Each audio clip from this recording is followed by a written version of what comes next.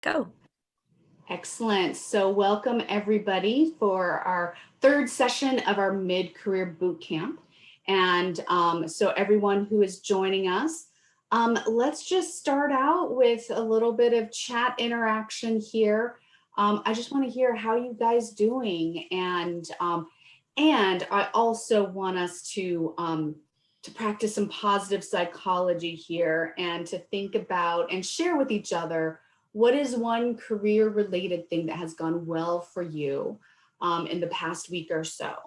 And so that could be something really small, that could be something really big, but I just want to hear and hear from you, as well as to get us thinking about, okay, yeah, there might be a lot of crazy things out there and things that aren't feeling so great, but there are some things that are positive in my life. And so let's share that with each other. And please continue doing that, because my first slide is going to basically be, again, a thank you for everybody who filled out the survey. And so we're getting some themes, and basically what I've heard a lot from people is that breakout rooms are useful, and I'm getting some comments of more please, some like it would be nice if they could be better structured. But what I'm taking away from this is that what I'm presenting is useful and great, and thank you, and being able to talk to my peers and other people in the same boat, I'm getting a lot of really good advice from that. I'm really enjoying the connections. And so I just want to acknowledge that, while saying that this session is actually not going to have any breakout groups. So thank you for your advice. I'm not following it. I know that sounds really horrible to say, but basically, so that our next session can be very, very experiential. And so really, you need a lot of information to go forward and to prepare for our next session. So that's what I'm going to give you. So it's going to be a little bit of a fire hose. As always, if you have questions as we're going forward, then please put them in the chat and Jody will share with me. But just to let you know, that's really the direction that we're going to be going in today. And and the other thing is that I'm not going to be looking at the chat because I get very distracted. So Jody, I just want to ask, are there any shout outs or anything that you're seeing or anything that you want to add to our introduction right now? Sure. Yes, there are some things that have come out. Matt says, I have a job interview next week. Yay, that's great, Matt. Awesome. And you'll learn more about interviewing today, I believe it is, right? Yep, exactly. Excellent. And then somebody else said they had 2 great interviews last week. Jen Sims said 2 great interviews last week. Congratulations, Jen. That's great. Okay, good. And there's more. One more thing has gone well is that I've been able to carve out time to focus on this. That is so important, Jody, not me, the other Jody that spells it right. Yeah, exactly. So that's a good one. And then found 2 organizations. Christy says, I found 2 organizations that I was not familiar with, which I plan to explore further. Excellent. Great. Yeah. So if you personally have not experienced an interview and are starting to feel bad about yourself, please don't. This is just part of the ebb and flow of the job search. And so the most important— Guys, I really need cooperation. Oh, Jody, you're not muted. So sorry. That's okay. Yeah. Welcome to my COVID life with an 8-year-old. I really need cooperation. I'm on a call. I'm on a big program. Sorry about that. I love that. But I think that could be our theme for today. I really need cooperation. Yeah. Awesome. Sorry about that. So yeah, I think that that one of the things that is really important with this is the cooperation. No, is the consistency and the persistence and the patience. And so so when a couple of people have mentioned like wanting to be able to meet outside this group to continue talking to each other. And so obviously we really support that and try to enable that as much as possible. And so again, if you're wanting to make connections with people outside, please put that in the chat and look for people who are looking for something similar. Okay, so what we are going to be doing today is Rhonda, I'm sorry, Rhonda, I yes. just want to really quickly say a couple of the other ones that were in the chat box because they're exciting. Harry says, I have a job interview Monday too. I used to dread interviews. Now I love them as skill building experiences. And that's such a great reframe. However it ends up, coming out, it's that skills building. You get better with each one you do. So good for you. Yep. And thank you, Hillary, for bonding with me on the We All Feel That. Awesome. Now you can take it off and run. Buckle up. Let's go. Great. Okay, buckling up. Okay, so basically from here on out, the process is to continue to talk to people, to continue to look for leads, whether those are different organizations or other people to talk to. And so I want people to get really familiar and comfortable with approaching people that you know, starting with the low-hanging fruit and asking for introductions. And so we're going to be talking about how to approach people, how to find and approach people, as well as then what do you do with the conversation when you actually have them. And then we're going to be talking about writing a compelling resume. And so I will be doing a demo of a template that I use that will make available to you. So if you find this useful, then you can use it. I want to go through it and just talk about what makes it compelling. And then we're also going to do some interview prep as well. And so talk about, so for those people who have interviews this coming week, you will be in a good place to prepare for that. And we're going to talk a little bit more about salary negotiation prep as well. And that's basically what we'll be covering today. And so let's start with developing partnerships, AKA informational interviews, AKA career chats, and however you want to describe them. And so before I start getting into the questions, what I really want to do is show you the places in my career design studio that can help you identify and reach out to people that you want to talk to.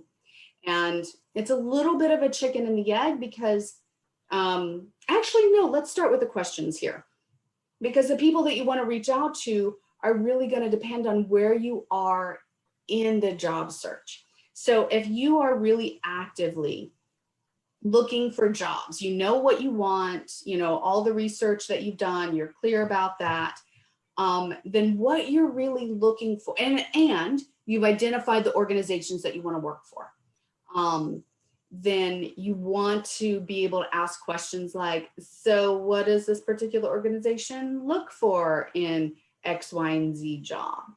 And it might be like, you know, what's really important to put on the resume? Are there certain kinds of resume templates or strategies that are recommended?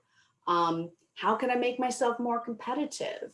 Is there a certain skill set that would be really impressive if I had that? And, but how can I make myself more competitive? It's not always the way that I would phrase the question, but that's what you're trying to get at, because some of the ways to make yourself more competitive are just to make connections with people and And so it might be, are there other people that I want to reach out to that you recommend?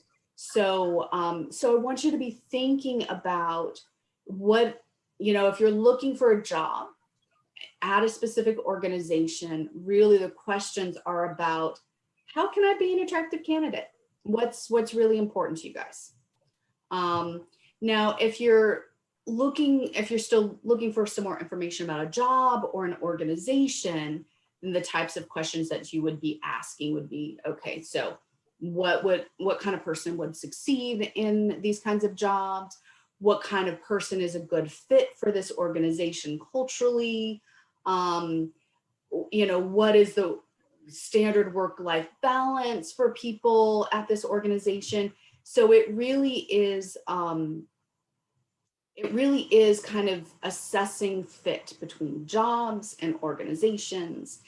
And so with these kind of informational interviews, it's not just about how can I be more competitive, but is this a good fit for me? And so these can be a little bit more fluid. And so, for example, I've got one question here. These are the things that are most important to me. So if you've done my career design studio, if you've done the career design priorities, then you've got a list of, this is what I want my next job. Can I find this in this job or this organization? And so, so if you're, and you might be in several of these stages at once. And so you might want to be having some of these conversations. You might want it to be more about an organization than a job. But again, where the area, what kind of help and or information are you looking for? And then you want to develop some questions around that. So if you're one of those people who are still exploring the different options, then those conversations are going to be a little bit more generic and general. And so you might want to, again, bring out your list of priorities. These are the things that are important to me.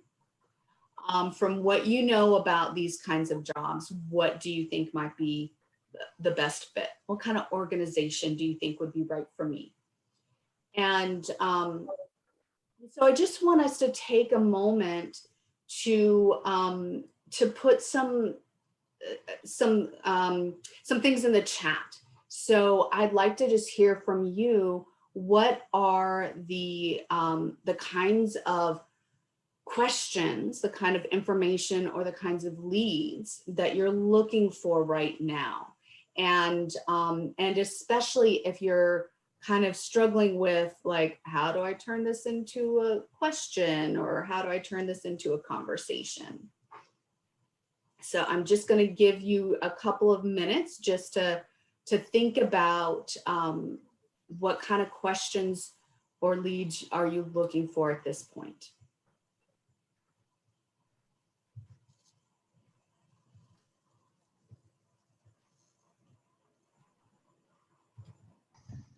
Okay, I might have missed it. Could you restate what it is that you're asking us to comment on? Yeah, basically, so what the point of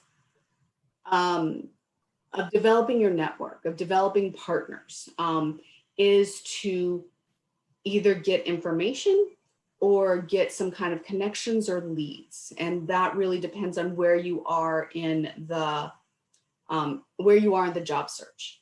And so what I'm trying to get a sense of is, what kind of questions are you needing to be answered?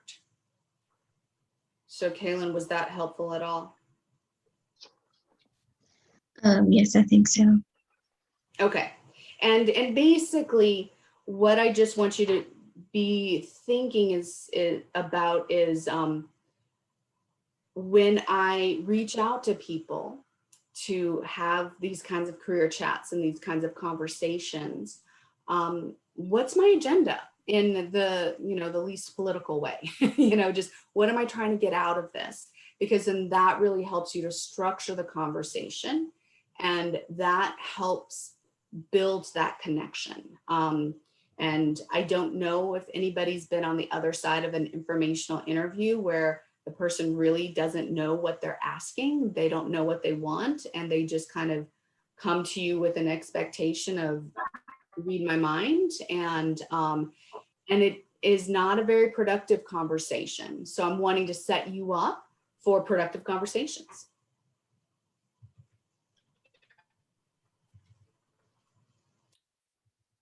Okay, and as we're going through that, so please continue to think through. And what I want to show you next are, so if this is difficult for you coming up with the questions, I want to show you some ways in my career design studio that can help with that. And so there are a couple of activities that are really specific with, you've got finding design partners. So anything that's got partner in the activity name. These are going to be your network, the people who are helping you to find your next job. At the same time, there is an activity called My Gap Analyses. And this is an activity that where you can start thinking about, here are the kinds of jobs that I want. What do I need in order to get that job? And what questions do I have about the job, about ways to get that need? And so this is one way to kind of spark some ideas about what kinds of conversations do you want to have going forward. And so let me just show you what this means. So if you go under edit information these are the different job titles that you've identified. I'm interested in this. I'm really curious about this. And basically the process is to get a job description and then to just go through, okay, this is what I have, here are the requirements, this is what I have. The reason you want to write this out is because you want to make sure that these things are on your resume. Then we get into the gap analysis. What are the job requirements that I don't have? And so for example, I just took kind of like an environmental educator. And Anne, I believe that you are not muted. If you wouldn't mind muting yourself right now, and because there's a little bit of noise that I'm hearing. So thank you for that. And so then job requirements that I need to obtain. Then basically it's giving you an opportunity to kind of brainstorm, how might I obtain those requirements? So can I take a class? Can I ask other teachers on how they do that? And then the last component of the gap analyses activity is, what are the questions that I have? What is confusing to me about this? It might be some terminology that you're not familiar with. It might be tips and tricks on, how to schedule manage, do schedule management. And so as I was reading about this, from my perspective, I'm not the most organized person in the world. And it really seems like these jobs are things where organization would be important. So that would be a question that I would have if I wanted to get into this, is like, is this really a good fit for me? I mean, is this really what they're asking for? Could someone like me succeed in this? And so really a lot of this is just a way to get you into the nitty-gritty of what people are looking for in these kinds of jobs and how you can talk about that kind of stuff. How can you talk about that in your resume? How can you talk about that in your interview?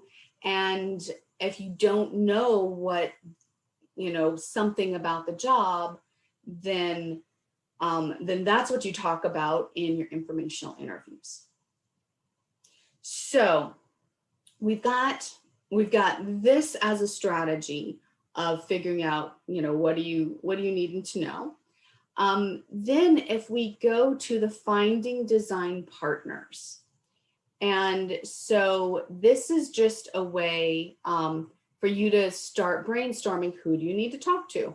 So everything that you've done in the gap analyses is going to show up in this activity. Here are the questions that you have about, being a teacher, being a mental health counselor. Now think about, who do you know who might be able to answer these questions? And so that's where you start with the people that you know. And some of those questions, if they're not able to answer them, someone in their network might be able to. And so this is where we get a little bit into kind of the basis of LinkedIn. It's not who you know, but who the people that you know, if that makes any sense. It's a 7 degrees from Kevin Bacon kind of thing. Like, I might not know someone who works in this organization, but probably somebody in my community, in my network, knows somebody who does. And so then those are the kinds of questions that you want to ask. We talked about last week about doing a search in LinkedIn for RPCVs that are doing the different kinds of jobs that you want to do. Again, the RPCV network is just such an asset. And so if you don't know anybody to ask these questions to, so for example, let's say that you're really interested in becoming a mental health counselor, and you've got your degree and you realize that you need a supervisor, and so but you don't know like how you could find one. So then you can go into LinkedIn and look up counselor or therapist, look for the people who are in private practice, and reach out to them and say, hey, I'm really interested in the kind of work that you do. I've got a few questions. Do you have some time, 20 minutes in the next couple of weeks to do a really quick Zoom call or phone call? And so this is, just the process of building your network. And you start with the people that you know. If they can't help you, then you broaden your network to RPCV. The alumni of the school that you graduated from is also a really good place, as we talked about. And that's one of the really big powers of not networking, but of LinkedIn, is to just, there's so many people that you can find, what they do, what they have past experience in, and how to reach out to them. So basically what we're just talking about is how to plan, what kind of questions do you have? How do you plan these conversations? So there is a book out there, and we'll send out an email with resources. So there was some desire to have a Google sheet that had a list of all the resources that we talk about. Jody and I are working on that. What is the name of the book recommended? I'm just going to also put it in the chat box here. Perfect. The 20-minute networking meeting. And this is one of the best books that I've read, that really focuses in on what do you do in these conversations. Yep. Professional, to engage them, to get them to want to help you. And so I just find it to be the most straightforward. And there's lots of different editions, like senior executive edition, sure, versus like straight out of school edition. And a lot of this exercise is kind of based on that.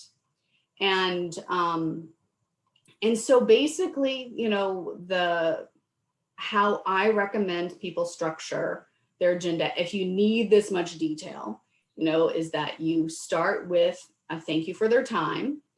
You spend a little bit, no more than 5 minutes, about things that you have in common. So if you're reaching out to an RPCP, what was, you know, where did you serve? What was the thing that was most exciting about that? And you might want to share, you know, 1 or 2 things about your experience there. And then you get to the meat of it, approximately. Hey, Rhonda, before you Oh, get into that, can I just add one thing?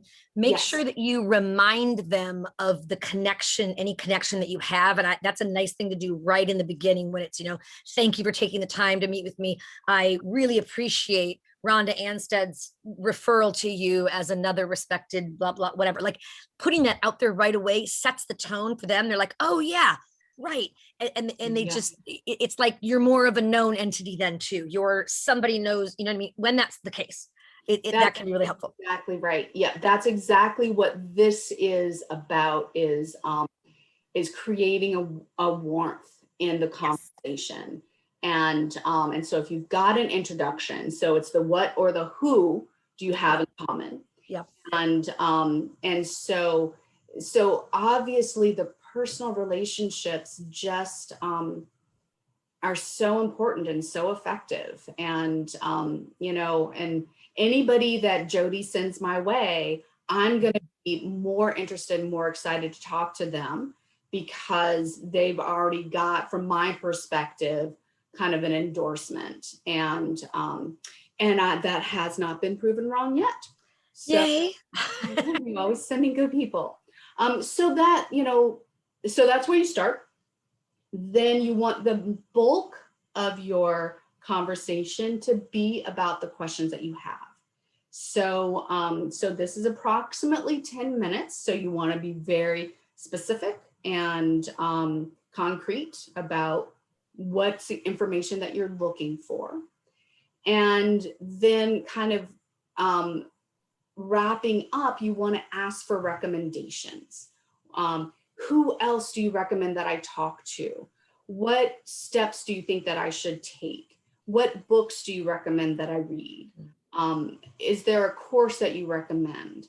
And so, so that's basically a way to create an agenda for these kinds of conversations. Mm-hmm.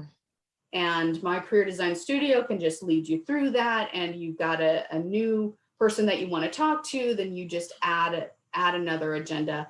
And this also is a really great way to kind of keep track of who you've talked to and what you've asked. And Rhonda, one of the best ways I've found when I talk with clients on getting people to share their own network, because you're not going to say, so share everyone in your network. Who do you know that will help me get this job? You know, like putting it out there, you know, you obviously want to do it very professionally and all of that. And I found it works pretty well to have them spend a moment through your eyes by saying something like, if you were in my position right now, you know, researching or actively pursuing jobs in the XYZ sector, whatever it is, who are the 2 or 3 people or organizations you would connect with? I'll put this in the chat box later. Yeah. But when you say it that way, oftentimes they'll still come out with the organizations, which is fine. People are somewhat reluctant, I think, to put specific names out there really quickly, just, without getting their permission, that kind of thing.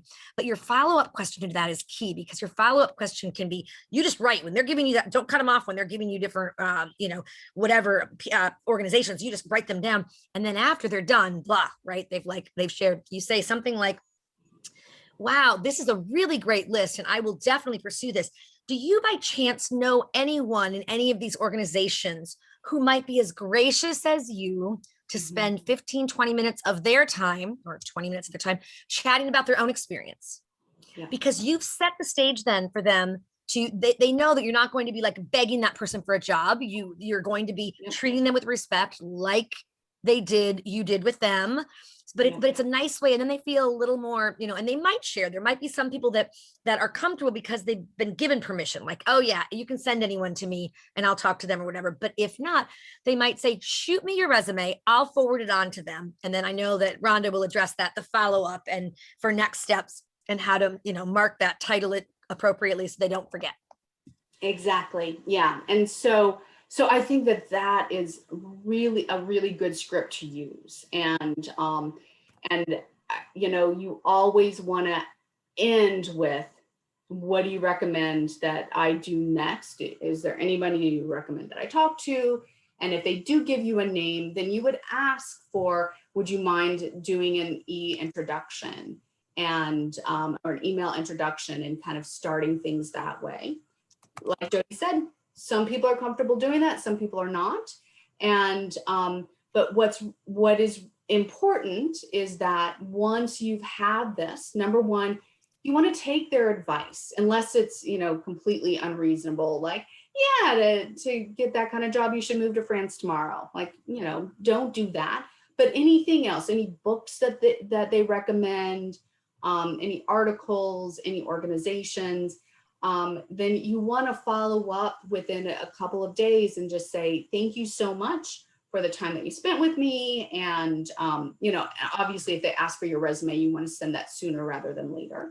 But, to just remind them of the advice that they've given you and what you've done with that, because that makes them feel really good about themselves, but also, it makes them feel like this was worth their time, that this was not you just checking a box. So I've got to talk to people, so I'll talk to you. It's a really good way for them to know that their advice was taken seriously. And that means that they're going to take you more seriously in the future. So these are also people that, especially if you've developed a rapport with them, that you want to stay connected to. And especially throughout the job search, I recommend that, every 1 or 2 months that you send out a little email that would, say something like, again, I appreciate the time that you spent with me. I just found this article that I thought, might be relevant to blah, blah, blah, and that something that comes from your conversation with them, so that you are showing them that you listened and that you're thinking about them and that you're being helpful for them as well. And so that kind of reciprocity is a really good way to keep you top of mind. And so then if you started with an informational interview and, tell me about your organization, and then, 2 weeks later, you're like, that's the organization I want to work for, then you can come back to them and say, I was so impressed with everything that you shared and the additional research that I did. I realized that this organization is really one that I'm really excited about. And I would love to learn more about how I can become, going then to the competitive question. And so it might be, is there anybody else that you recommend that I talk to? Do you have time for another short conversation? So that I can learn more about what I can do to prepare myself to be a really compelling candidate. And that's part of where you want to end up, is having them invested in you, being a part of their organization. And then when you're applying for an organization, reach back out to them. I just applied for this job. If you feel comfortable, please stick your head into HR and say that you've talked with me and think that I'm worthy of an interview. And most hiring managers and HR reps will act on a personal recommendation from someone in the organization. So that's kind of where you want to end up. And obviously, you don't want your first contact with someone to be, hey, I've applied for a job. Would you put in a good word for me? That's not going to work. So this is why. That's the best way to turn them off. Yes, it really. And feel used. Yeah. And so that's why it's useful to think of this as relationships rather than a network. The network is just very kind of cold and sterile and salesy, while relationships and community and partners are people who are helping each other. So Jody, are we getting any questions or any comments or anything like that in the chat about kind of having these conversations?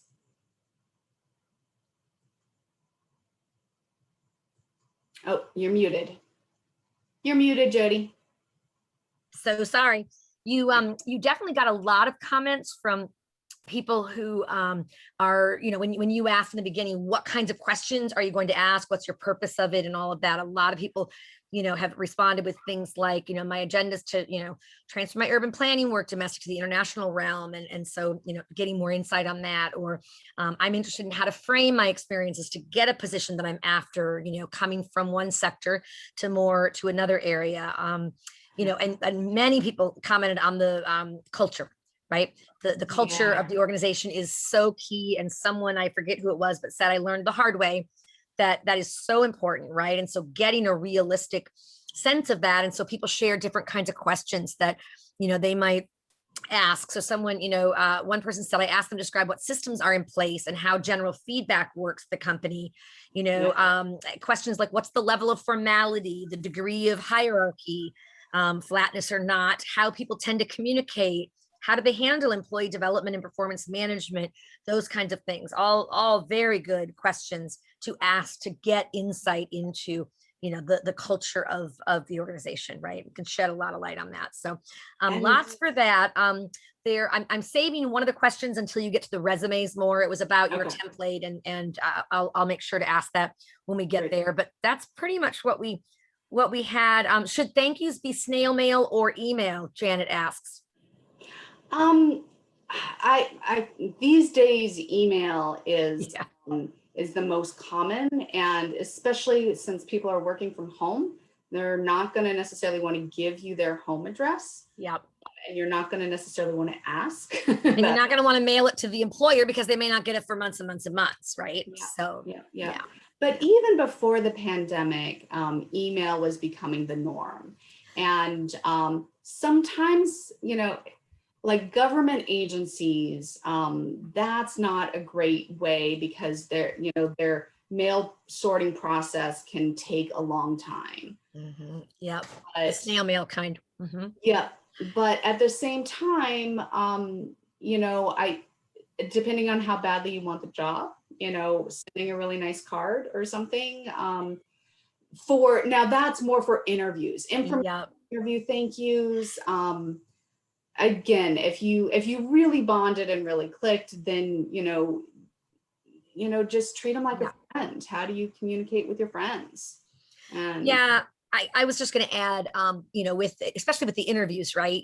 I used to pre-COVID say, I have a soft spot for like physical thank you notes. I keep them. I literally keep them all, much to my husband's, it's like, why do you have all these? Okay, I need to weed through them, whatever. But it's really when people take that extra effort to buy a card, number one. Now, yes, we all know you could go somewhere and buy the 10-pack for $1 and have them all ready to go. So you can kind of cheat the system there and have it all ready. But it takes more to go and buy that, right? Buy the stamp, write it, send it. There's just something about that extra effort that to me, it's like they put that effort into it. And it's not something that I just want to like throw away. And I also appreciate what they share. And, I'll now save select ones, right? Not all of them, but select ones. But with COVID, I think definitely the email is going to be your best bet for them. But the reason why what I used to say to people is if you send one for an interview, go home and do your email one right away so that you get it to them timely. Yep. And it'll get there, right? So that they know that your follow through and your timeliness and all of that is really good. But if you also have that, that thank you card and you mail it, the great thing about it in normal circumstances, not COVID, is it goes to their work. And, in a couple days later or weeks, with government, maybe a week or two, whatever. But oftentimes it's a little bit later, it arrives and it's like, wow, I also got an email one. Like they really want this job. It shows you going above and beyond the norm. Some people, it won't make a difference at all, but you don't know how many, I mean, it doesn't leave a bad taste. I've never had an employer say, I can't believe they sent a snail mail thank you card, right? You're not going to hear that. So no. Yeah, I mean, obviously there are some things that can feel really stalkery, like if you do, send some, a dozen roses to their home, don't do but yeah, it really is, just think about professionality and just gratitude. And so again, for kind of like these career chats, email is the way to go in general. But just going back to the questions that you guys are coming up with, I mean, a lot of that really goes back to my career design priorities, where you have thought about what is important to me. And so like if it's really important that your work is in service to others, for example, and you ask, you find a way to ask that, like, what's the mission of the organization? What really drives people there? And if they say, yeah, we're all about the money, then this is not going to be a place where you've got meaning and fulfillment. And this is why we really, focus in on you and what do you want, so that you can set yourself up for getting that and figuring it out. And I know everybody here has had different professional experiences that have not been super great.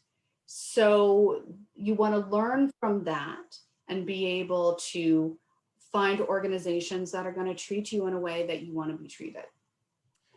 And Rhonda, there's a couple other questions that I think are just really appropriate right now that have been shared. So one is Laura asks, I find that when I have informational interviews, that many people often say that they're so laser focused on their own position that they don't have many contacts or insights about other organizations. Any idea about how to get more out of these conversations with people who don't feel they're very well connected and say things like, I wish I could be more helpful? Yeah, that I think one of the things, if you're running into that, you might want to try talking to people that are a step higher, or maybe even two steps higher. And this is something that people ask, should I be talking to my peers, or should I be talking to the people who would be my future bosses, or to the executive director of the organization? And that's why it's important to know, what are your questions? And so, or you might want to talk to someone in the industry, but not doing the job that you're doing at all. So for example, a lot of organizations will have community liaisons or, partnership builders. Yeah. So they're going to know the landscape. And so maybe, you find an organization and you're like, this really isn't for me. I don't know some of the other players. So then reach out to the people who are going to have the answers to your questions. And so just to think a little bit broader, and maybe it's not even somebody, who's in that organization. Like sometimes certain kinds of academics or professors will have a really interesting network, because they'll send their students for internships, or they'll bring people into their classes, or they know of other people who are implementing their research. And so that's why, number one, it's important to identify what is your question. And so then you can ask yourself, who's the best person to ask this? And you might need to talk to 5 different people to get the answers to 5 different questions. That's totally okay. And Rhonda, there's another little kind of mini discussion that was going on about if the person, when they say I wish I could be more helpful, right? Mm-hmm. I really liked what Simona said, where, the one thing, that they'd add is make sure that person, when they say that you respond with something like, oh, you've been very helpful. Thank you so much. This is really the primary focus of this, was to gain more, and you've provided this, and this, like to make them feel valued. Yeah. And then you could work in something, like what you were saying, I was just curious if there's, there might be maybe a different department that, somebody in a different department might have more insight. Do you know, should I be trying to, connect with a different, somebody in another department here or another organization? The other thing I would add for the organizations is also you could ask them things like, what are your partner organizations? Or when there's conferences, what are some of the other types of organizations that attend this, so that you can get more of that insight? Because a lot of times people are saying in here, people are saying, well, I'm so laser focused on this that I'm not very well connected, wish I could be more helpful. So that might help too. Yep, exactly. And so sometimes it's thinking about different ways of asking the same question. Yep. And at the same time, like, there are certain kinds of jobs out there where the people who are doing it are laser focused. And so that's when you're like, okay, time to talk to people who know something different, so you're asking those people about their jobs. You're asking other people about organizations. So I just want to just really briefly show you an activity in my career creation tools. So this is when you know what questions you're asking, and you want to start reaching out. And this basically, if you click on the little career coach avatar, there are some instructions about how you might want to go about this process. So again, you're starting with the people that you're closest to, and especially if you are really uncomfortable with this whole process, start with people that know you and like you, and are going to be easy to talk to. But when you are reaching out to people that you don't directly know, there is a really, this isn't really rocket science. And there's another book that I recommend that is mentioned here, The 2-Hour Job Search by Steve Dalton. And I like his approach. I don't like his approach to the informational interviews quite as much as the 20-minute networking conversation.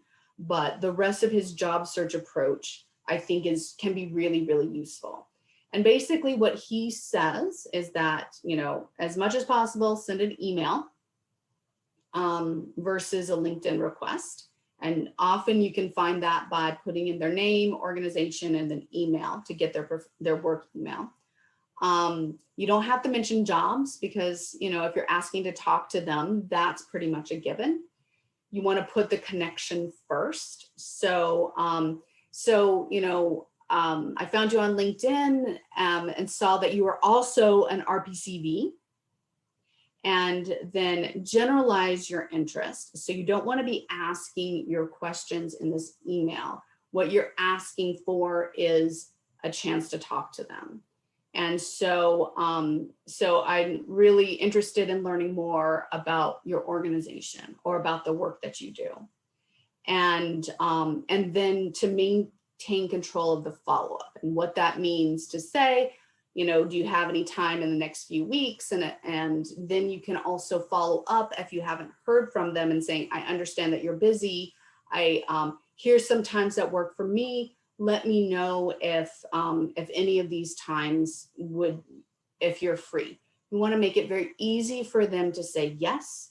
You don't want them to really scratch their head of like, okay, when can I make this happen? It's just, am I free? Yes. Okay, perfect.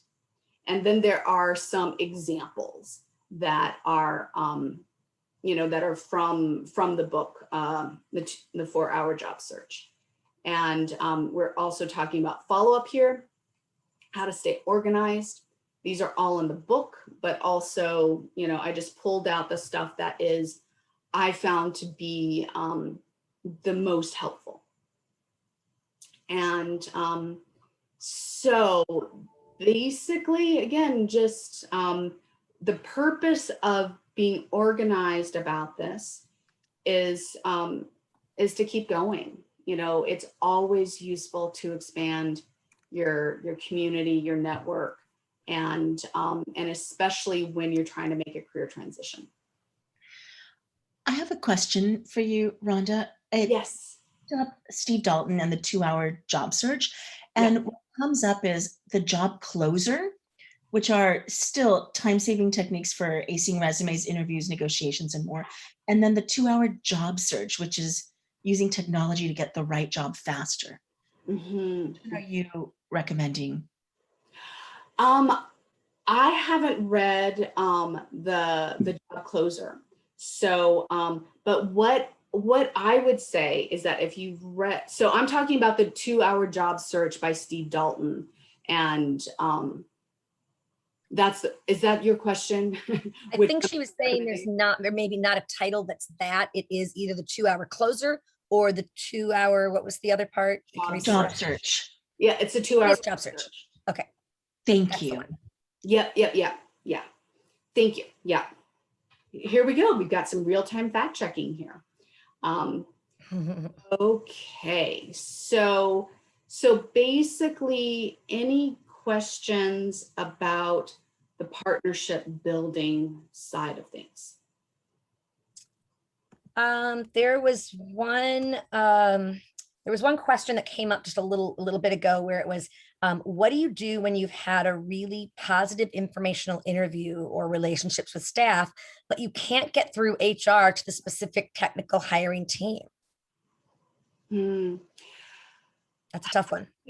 Yeah, I mean, sometimes there's only so much you can do. What HR is not in the business of connecting you for informational interviews. Their focus really is, and they've got a lot on their plate, and they're pulled in tons of different directions. And it really is, in general, all they can do to get through the resumes, to, make the hiring, the interview process and all of that stuff go smoothly. And so if you're, and they're intentionally a gatekeeper. They don't want people to be coming through them and bugging other people. So HR is generally, they're a really good resource to ask questions like, what kind of resume format do you like? What kinds of keywords do I need to make sure is in my resume? Should I best prepare for an interview? So the nuts and bolts of how to get a job at this particular company, or not how to get a job, but how to get an interview, really. That is what they might be able to help you with. If you're trying to get into the team that you want to work for, LinkedIn is my go-to recommendation, or their company website.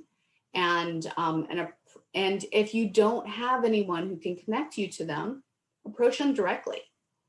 And so that's what, now granted, don't expect everything that you send out to be replied to, and that's okay. I mean, another thing that Steve Dalton talked about in the 2-hour job search that I thought was really useful is that there are he has 3 different kinds of people, and I forget exactly how he phrases them, but I call one of them the advocate. I think he calls them the booster. And those are the people that just naturally love connecting with others and helping other people. And then you've got I think he calls it the obligate, and then there's the curmudgeon. So the obligate is like, if you twist their arm, they'll talk to you, but they'll do it out of a sense of duty and responsibility. Then the curmudgeon are the people that just won't respond to you. And the obligates and the curmudgeons, the obligates can be good for information, but they're not so great with additional connections. And they're not going to go out of their way for you because they don't really enjoy it. But about 20% of the population just really loves this stuff, that they feel good when they're able to help somebody. And those are the people that you are looking for. And really, there's only one way to find them, and that is to ask them for help. And if they say, sure, I'd love to, then you found them. And if you haven't heard back from them, maybe there's a technology issue and they haven't gotten your email, but most likely it's the person that's not going to go above and beyond anyway. And this is where we realize that this is a give and take, where we often feel uncomfortable asking for help. And it's good to remind ourselves that there are people out there that love helping. And so it's not going to be an obligation for them. And they're the people you want to be talking to anyways, because they're the people that will talk you up.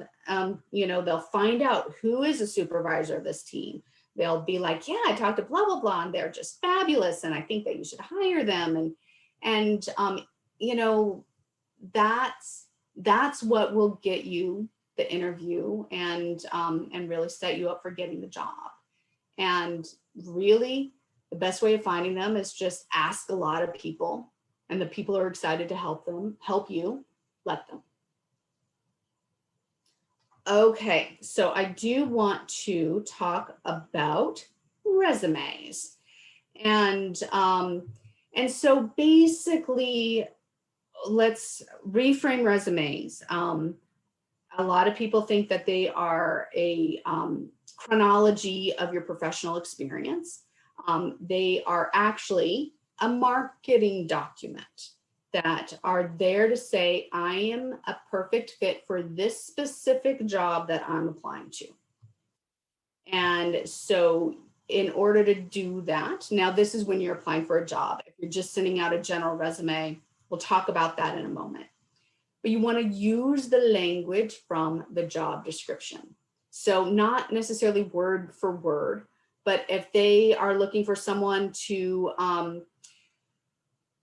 liaise with the community, and you've done work like that, use the word liaise rather than made connections. And one of the reasons for that is because often the first person who looks at your resume is not someone who's super familiar with the job. And they're going to be an HR assistant, they might be a computer, and they have the job description as their reference point. And there you want to make it very easy for them to say, check, check, check. Yep, you've got all the experience that we're looking for. Easiest way to do that, use language from the job description. You want to make sure that everything that's required is in your resume. Do not save something special for your cover letter. If they look at your resume and they don't see everything that they're looking for, they might not read your cover letter. And so make sure that everything that they want, that you have, obviously don't lie, but that you put it there. And also, don't just talk about, I'm going to be very dictatorial here, don't just talk about the things you did, talk about how you made things better. So those are your accomplishments. And you want to put the relevant ones in there, not just the ones you're the most proud of. That's hard for a lot of people. For example, I spent a whole lot of work getting my doctorate and writing up that research. If I am applying for a job where they're very suspicious of PhDs and academics, I am not going to talk about that because they're going to think I'm not a good fit for the job. The other thing, we're going to get into this, numbers pop on resumes. Just writing them there helps the eye and the brain just kind of take in that information. So you want to quantify what you've done as much as possible. I've worked with And Rhonda, sorry, I always say you can break the under 10 spell it out rule that was drilled in our head growing up, always where it's under 10, you spell it out. 8, EIGHT is not going to pop nearly as much as the number 8. So Yep, exactly. Unless you're going for a marketing position that's like comms and they want you to know all the actual rules for writing articles and things. Yeah, but at the same time, that's what writing samples are for in some ways. Right. Resumes have their own language. And one of them is exactly that. Like the number 1 instead of OWN, Yep. Those kinds of things. But also, not only does it pop, but it also gives them a sense of breadth and depth of your work. Now, I often work with people who say, I can't quantify what I've done. And that is almost never true. And so we'll talk about what process you can take yourself through so that you can end up with a number. And part of it is also just rethinking about what you've done. And so again, I will have people who said, write reports. How many reports did you write? And in what time period? And, and that again helps people understand where your strengths are. If you've wrote 100 reports in 2 months, I mean, that's a lot more impressive than someone who wrote 2 reports over 2 years. Okay. And so you want to make it very easy to see that you're qualified. So that's address the requirements, and that you'll bring value to the job. That is your relevant accomplishments. And okay. So how do you figure out how to write your accomplishments? This process that I call SOAR, you might have heard SCAR or CCAR or STAR. I mean, there's lots of different acronyms, but I like SOAR because it's a little more positive. By doing this for your resume, you are also doing this for your interview. So this is one of the most useful things that you can do. It often is the most painful too, I'm gonna be honest, because it's getting you to focus in, remembering what you did. Sometimes when we're coming out of a job that has just sapped our sense of worth and efficacy, we don't want to think about it. But by going through this process and by really focusing on how did I make things better against all odds sometimes, then it also helps us to reframe the work that we did and remind us of how good we are. So and this is why we talk a lot about kind of the fun failures and the celebratory moves and the positive psychology stuff, the gratitudes. This is what helps us get through some of the things that are really, really important in making a career transition and are tough to do. So what I want you to do is, start with your current job and start with, what did you walk into? What was the situation like when you started? And so this is kind of the before picture. And so, so you might want to think about like things in terms of how many people worked there, how long did certain processes take? Were there processes and procedures in place? Or was everything all scattered? So, so just remember, what were things like when you first started? And then, what are the obstacles that you faced? And obstacles don't often go in your resume, but it can help give context if the actual accomplishment might not seem all that exciting. For example, turnover was like 50%, and at the end of your tenure, it was at 47%. So it's still not a great number and still not exciting unless you did that in Afghanistan or, someplace where things were really, really tough. But this is really useful for answering interview questions. And so you talk about, when I first started, it was like this, I struggled with this, or these were the challenges. And then this is what I did to overcome those challenges. And then this is what happened, at least in part due to my efforts. And I want you to think not just outputs, but outcomes. How did things get better because of what you did? And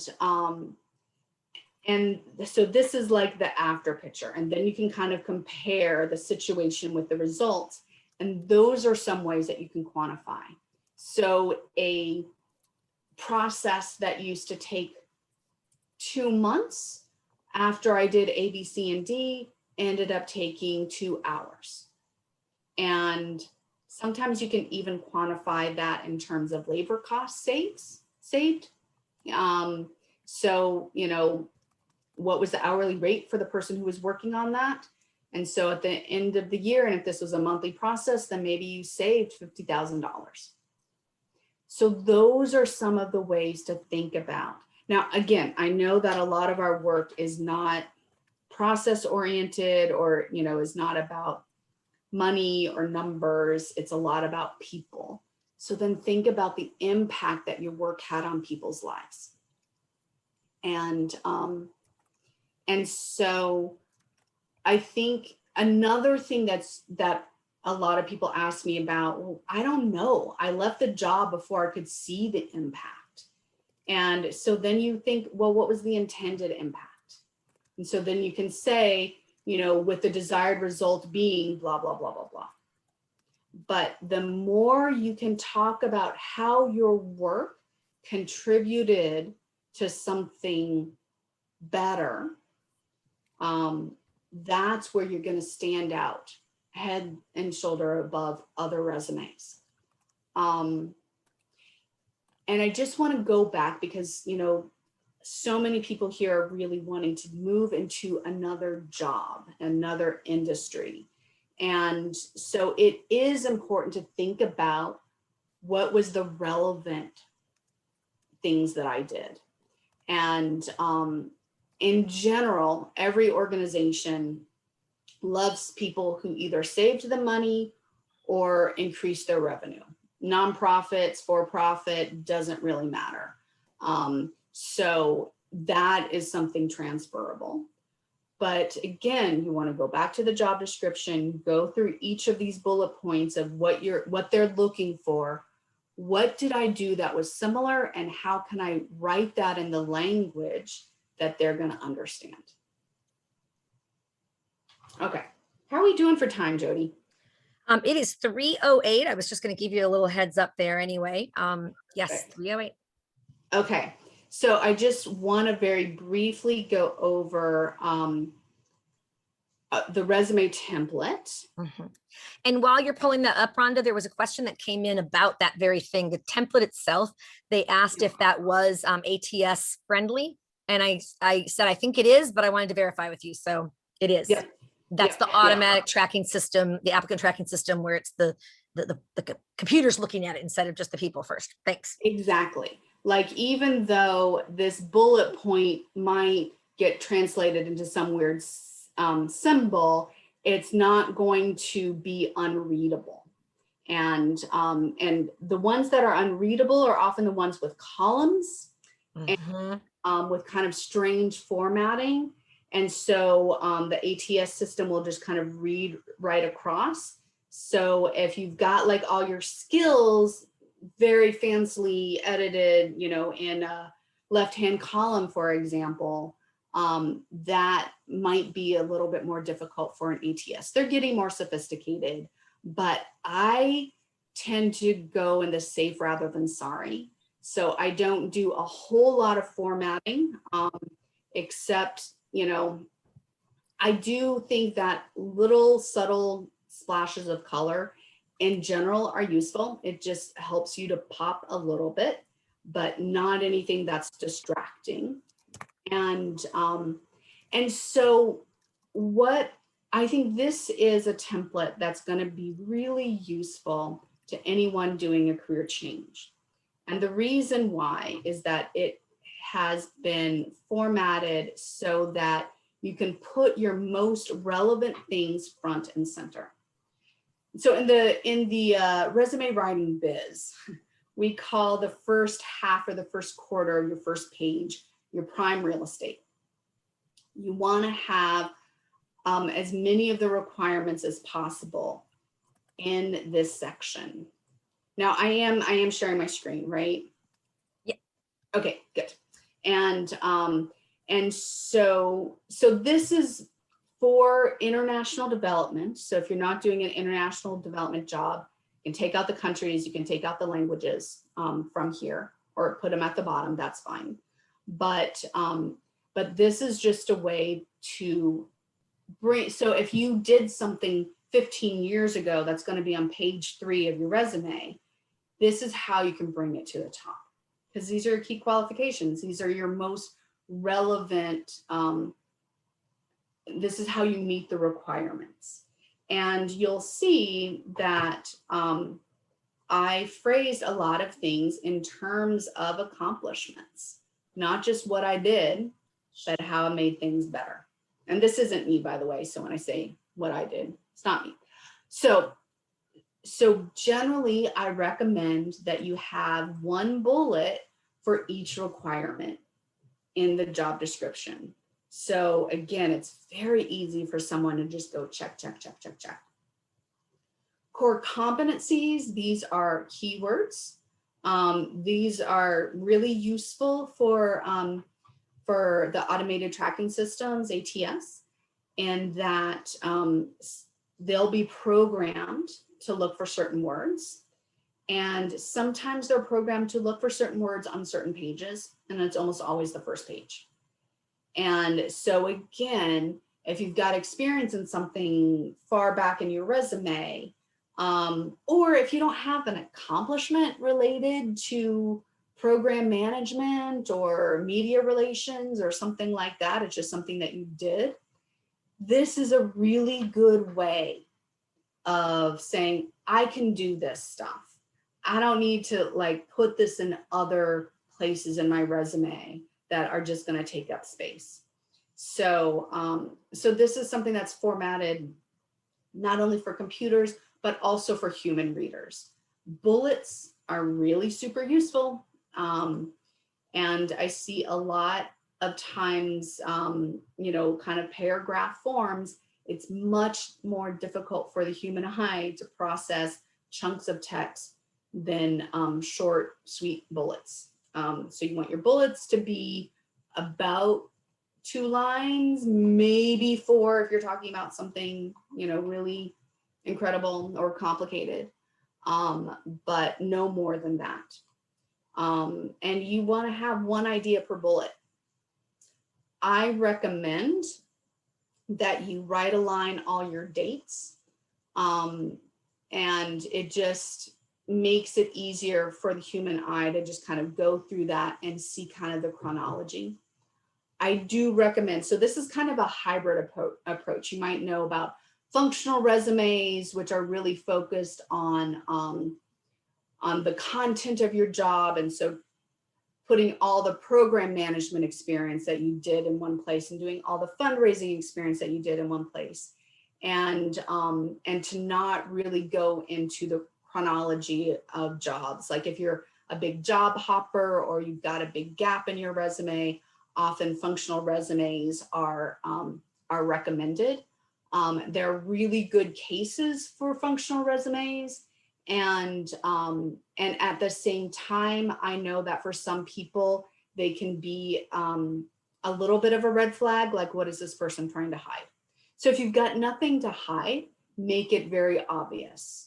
If you do have a gap in your resume, I often recommend, you know, that you can put education, other training and certification, anything, you know, volunteer experience, anything that you did in those gaps, to put the time frame that you did that in, so that they can realize that you are still working on skill development. I know that's not there for everybody. And, you know, whether it's an illness or stay-at-home parent or, you know, taking care of an aging parent, you know, life happens. And what I really want to say is, don't stress about it too much. Do the best you can and show at the very top that you're qualified for the job. So then they don't really have a reason to say, no, I don't think that you're good enough. You obviously are. But also, this is where your networking and your partnership building really makes the difference. An advocate for you inside the company can overcome resume mistakes, typos, all the no-nos. And, obviously you do want a well-written resume without any typos and all that kind of stuff. But at the same time, it is the people that generally get you the jobs, not your resume. You want to do it, you want it to be good, but you don't want to place all the heavy lifting in your resume. And so what I recommend is that you have what I call a kitchen sink or a master resume, where you throw everything that you did that could possibly be relevant for the kinds of jobs that you're applying for. So go through the SOAR process, and like for every accomplishment that you have, you write a bullet point for that. And then when you're applying for jobs, what you do is you tailor your key qualifications to the job description.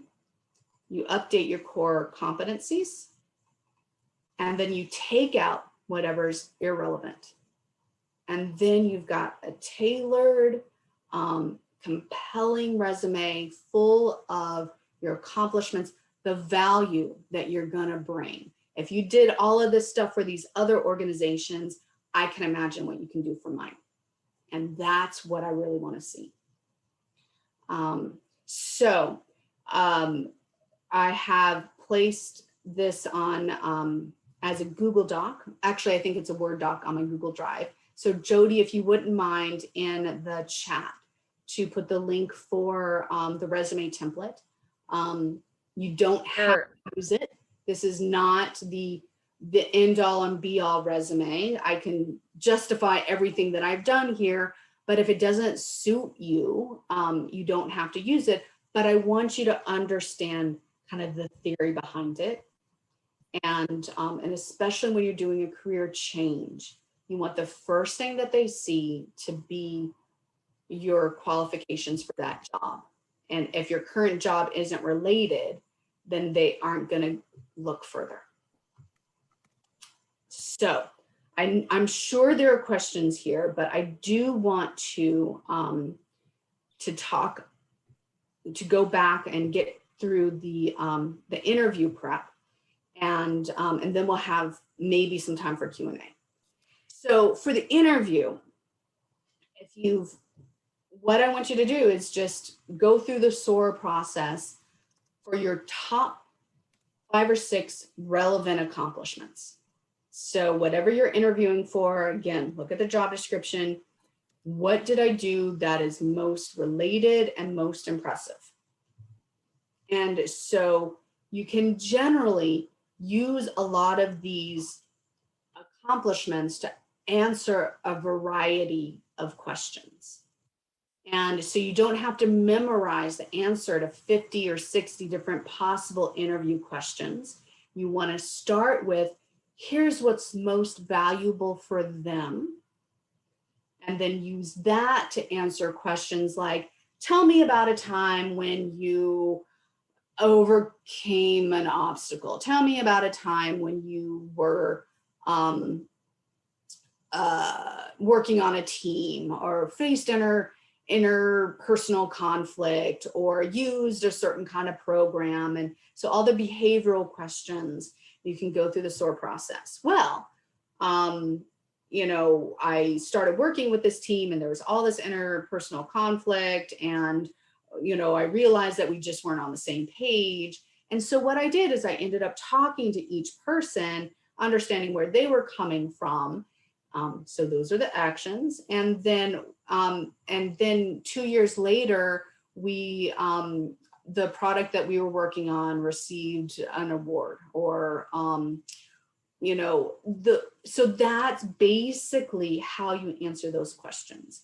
Even questions like, tell me about your greatest strength. You want to put it in context. Well, I'm, really good at working with people. For example, I did, and then you throw in one of your relevant accomplishments. And then you're not just answering the question, but you're also painting a picture of what you're going to do for them. Okay, so there's obviously a lot of nuances in interview prep. There is an interview prep activity in my career design studio, and it's actually fairly easy to find in the career creation tools, my interview prep. And so what this is basically some standard interview questions that you can start thinking about. But I actually created this activity a while ago, and my thoughts on interviewing have evolved since then. So what I would really recommend is that you can take some of these standard interview questions and then just practice. Think, okay, what accomplishment might work here, and practice saying it out loud. That is the most important thing with interview prep, is practicing saying things out loud. Don't just write them down. Don't just think about them. Speak them out loud. Then several times. You're building muscle memory with that. You're getting over your tongue-tiedness, and then and when you're actually being asked them, then it'll flow a little bit smoother. Rhonda, to go along with that, for when you're practicing, when you're writing, do not write out verbatim, like you were saying. You don't want to read it or write it all out, but write the little points that you're going to be talking about under this question, and what you might reference, because then you're going to definitely be more extemporaneous than just writing. Even if you're like, oh, but I can have it taped right behind my camera. Trust me, when you read, we can tell. Yeah. So. Yep. And now we all have different tendencies in interviews. And so we've got the people who talk a lot, and that you don't need to give a lot of information. In some ways, that's why SOAR can be really helpful. Just like a sentence or phrase for each one of those, and then that's your answer. If your answers are like 5 minutes long for each question, they're going to tune out. And then there's the people that don't make the connections to what they did to the job that they are applying for.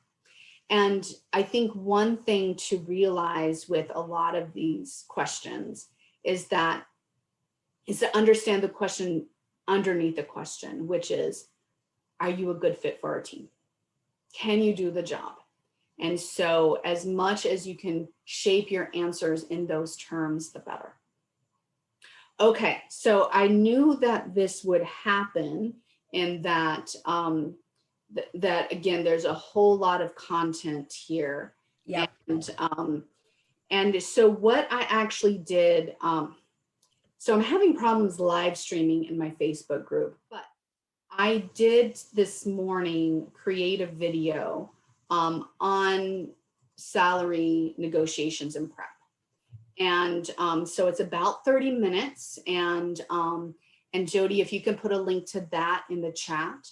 And so it is on YouTube. And basically, I went through the salary negotiation activity in my career design studio. Yeah. I also did a demo on PayScale and salary.com.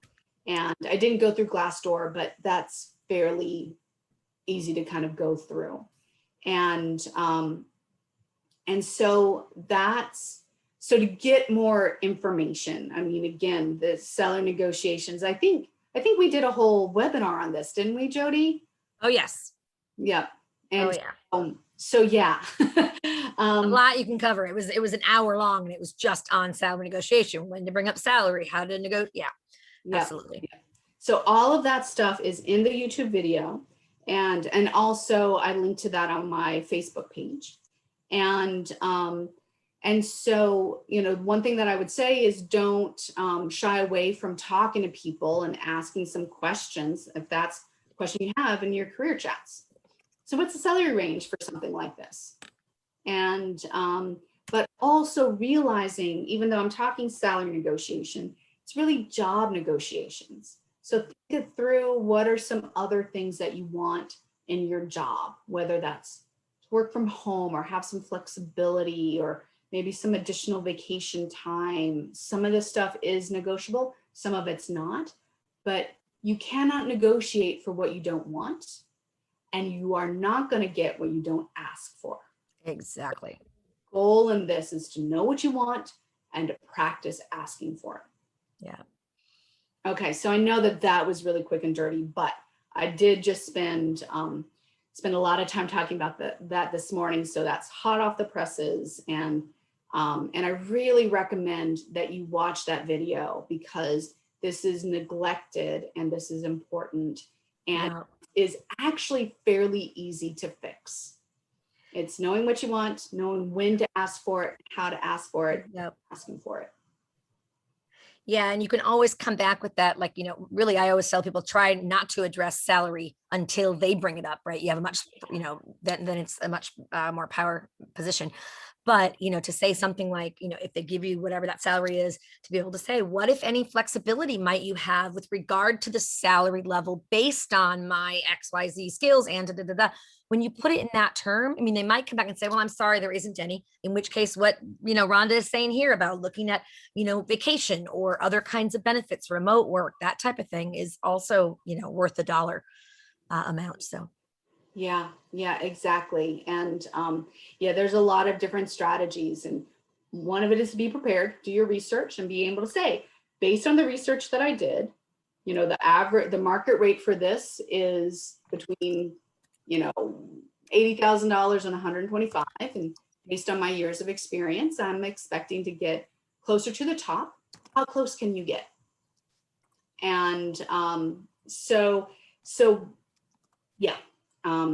I want to give some time for questions. How much time do we have left? 3:28 is what my computer says. So big Okay. 2 minutes here. So ask people to unmute and ask their questions. Yeah. So there's a lot of content here. So let me just, let's very quickly talk about what I want you to do between now and next week. If you can have a partner building conversation, please have that. If you haven't been doing informational interviews, I want you to flex that muscle or at least reach out and ask for that. And then I want you to choose one of these things, whether to work on your resume, to write up your accomplishments or to, do interview prep or salary negotiation. And so what we'll be doing next week is going to be peer resume reviews and some mock interviews. And so we're going to do breakout groups again. And so if you've got any questions, so if you've got a resume that you want people to look at, then you go into a resume review breakout. If you want to practice mock interviews, we'll pair you off so that you can practice saying some of these questions out loud and getting feedback. And because really this, the interview piece, you can't get enough practice with that really. So if you feel good about your resume, I really recommend that you do a mock interview. Okay, so that's basically it. Woohoo, good job. We'll do a celebratory moves in just a moment. But any questions? And I can stay for another 5-10 minutes. Oh, great. So if we've got some momentum, then then I'll be here. So go ahead and keep entering your questions into the chat box, or just unmute yourself and ask. I think at this point we can certainly do that as well. So either way. Yeah. Oh, and before people leave, can I just say one thing? I'm going to put the evaluation in. Please take a moment to do the evaluation. I know a lot of people are hopping off saying thank you, helpful, leaving. I just want to make sure that they get at least open it up so you can do it a little bit later. Okay, let me just get that from my little cheat sheet here. All righty. Absolutely. And hopefully you see that we definitely review what you've said and we do on that. So it is really important to us. It It sure is. And here it is. All right. There you go. Thank you, everyone. Yeah. So any questions? Hey, Rhonda, I have a question. This is Ann Yes. Mosick. Hi, Ann. Hi, I hope you can hear me well enough. I'm in the mountains of Pennsylvania driving. Okay. No, you're great. Yeah, and I'm sorry I wasn't muted before. I didn't know how to do it on my phone anyhow. But anyways, it's sort of a unique situation where I'm trying to re-enter the workforce after being a stay-at-home parent for so long, and not necessarily sure of exactly what I want to go back to, but I would like to wet my feet and do some project work. And I'm wondering, like, is it customary, or do people say, like, hey, can I offer my services for free or like for a discounted rate on a project basis, so that you can see how I might work for you, and so that I can also get a bit of more practice getting back into the workforce?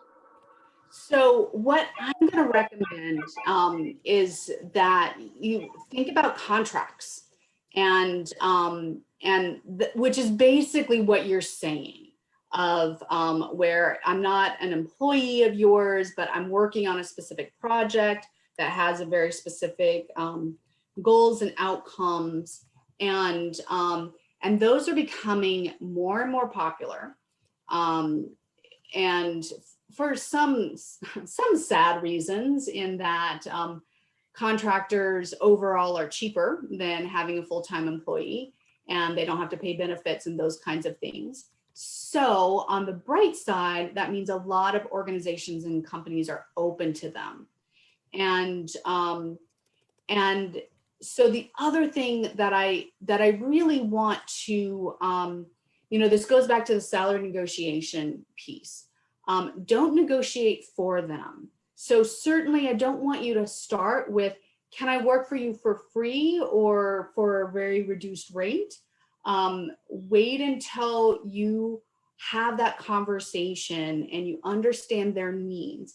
And so you're going to be having these partnership building conversations a little bit differently than someone who's looking for a job.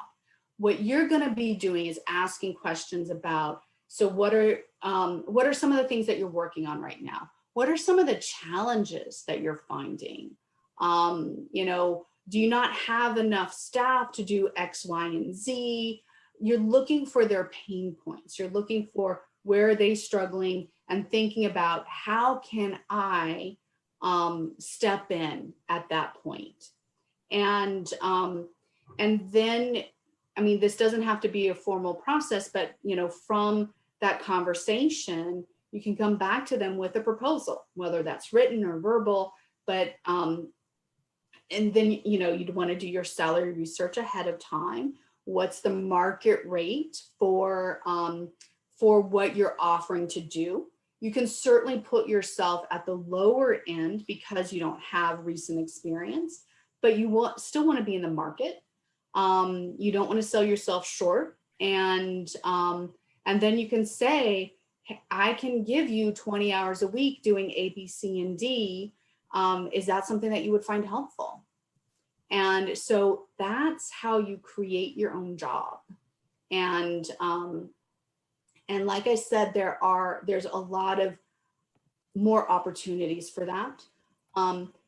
Volunteer work is also another really, can be a really useful way of doing exactly what you're talking about, is getting that experience, getting your foot in the door. You want to volunteer for organizations you want to work for, so they can see what you can do. And so contracts, temporary jobs, those kinds of things can be a super effective way of getting hired. That is the adult version of internships in a certain respect. And they're really effective. They cost a little bit more than an interview, but they get a lot more information on how do you work with the team? How do you do the job? So, then your resume is not nearly as important as your willingness to do the work. So that's a really great question, and I think a really smart strategy for you. Thank you so much. That's very helpful. Excellent. Yeah.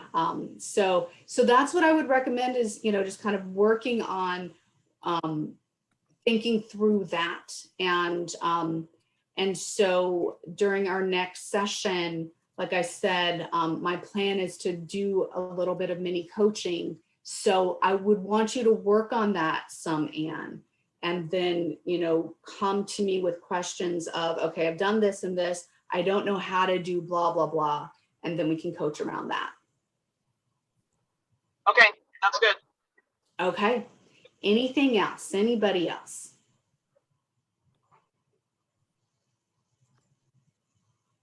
Okay, let me stop my share.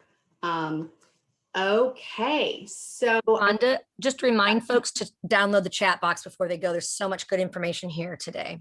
great. Those who are still Yeah. on. So go to chat, little 3 dots in the upper right-hand corner to download the chat. And so I know that this was not as interactive as previously, and there's a lot of content here. I really appreciate all you guys like hanging in until the end. And so I want, so before more people leave, let's just do our celebratory moves. Let's just celebrate all the hard work that you've done up until now. So if you can Cameras on. turn on your cameras and so that we can see everybody. Yay. All of this is being recorded, so you will have a chance to take a look at this again. And I look forward to seeing all of you guys next week. So on, and I just saw Sadia doesn't have can't download the chat. We'll do that for you. So Yeah, we'll also make sure to send that with the follow-up. That's fine. Thank you. okay, excellent. All right, guys. So on the count of 3, let's celebrate what we did. 1, 2, 3. Woohoo! Good job, everybody. Let's keep it going.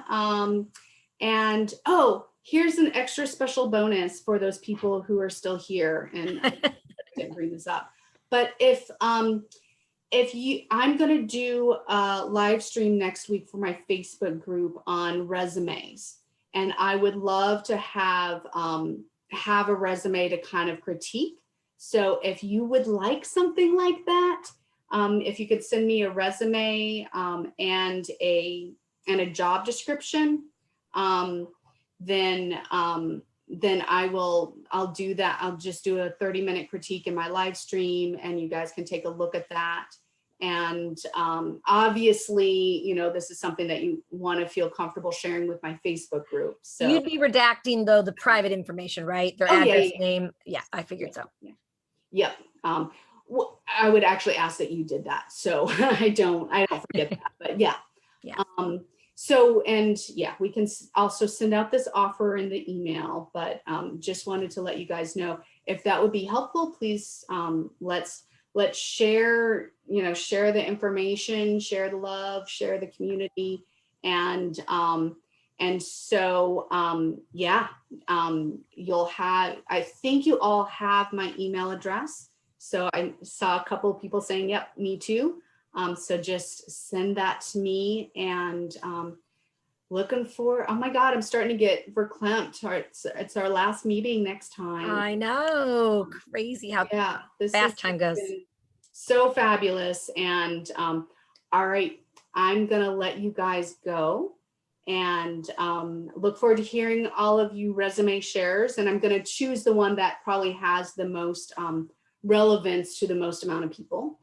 And but otherwise, I will see you guys next week.